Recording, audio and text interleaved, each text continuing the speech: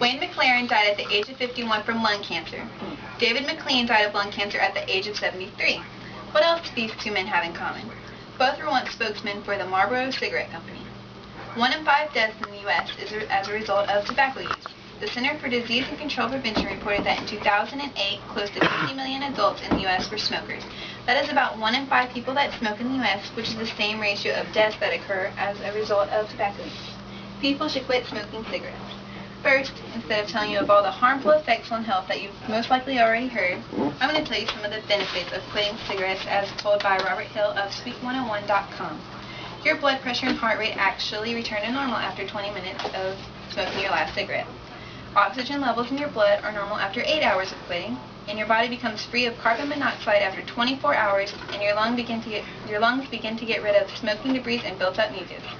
After 2 days, your sense of smell and taste greatly improves, and after 3 days, your energy levels greatly increase and breathing becomes a lot easier.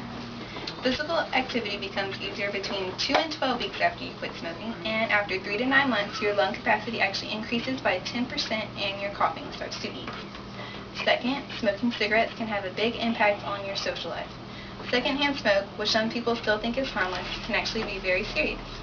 Non-smokers who breathe in secondhand smoke are still breathing in the nicotine and chemicals that are inside of cigarettes.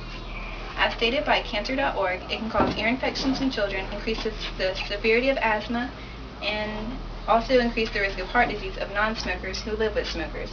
Besides all the health risks that secondhand smoke causes, another reason to quit smoking would be the smell. The smell of cigarette lingers long after a cigarette is put out.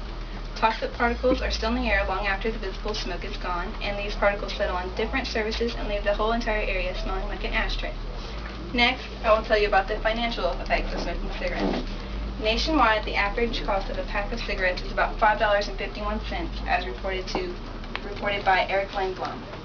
For someone who smokes 1 pack a day, they are spending about $40 a week, around $165 a month, and around $2,000 in 1 year. Think about all the better positive things that money could go towards. As Hillary Smith points out, smokers typically pay more for their health insurance, the value of their houses and cars go down because of the smell and the yellow tint that smoking causes. Teeth whitening and dry cleaning is also more expensive for smokers as well. Smith also calculates that a 40-year-old that puts the money he or she saves from quitting cigarettes into a 401k could have about $250,000 saved up by the age of 70.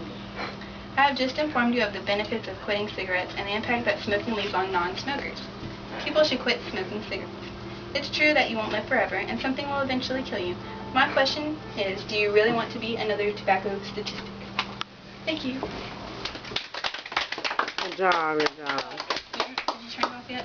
No, I haven't. I have a question. Okay. The secondhand smoke people.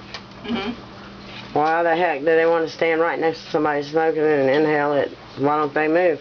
Why don't you move? What if I was standing there first? What if I was sitting there first? Well, if you were standing there first and wasn't smoking, I wouldn't stand up next to you. I have respect for that. But, you know. Okay. I don't try to stand next to you when you smoke. Hush. I'm